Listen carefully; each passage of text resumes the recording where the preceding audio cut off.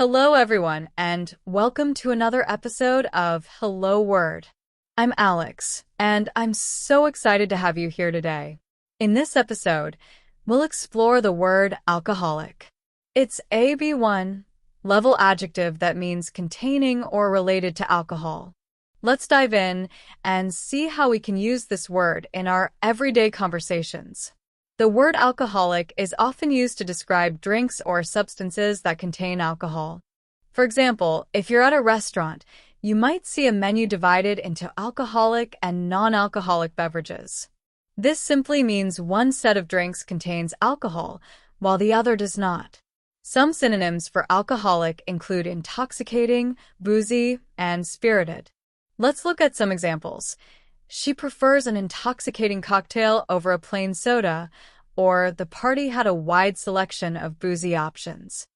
Each of these words conveys the idea of containing alcohol in a slightly different way. On the flip side, some antonyms for alcoholic are non-alcoholic, sober, and dry. For instance, you might say, "I'll take a non-alcoholic mojito, please," or "This is a dry event, so no alcoholic beverages will be served." Now, let's talk about how this word can appear in everyday life. If you're hosting a gathering, you might ask, "Would you like an alcoholic drink or something else?" If you're discussing cooking, you could mention, "This recipe calls for an alcoholic ingredient, like white wine."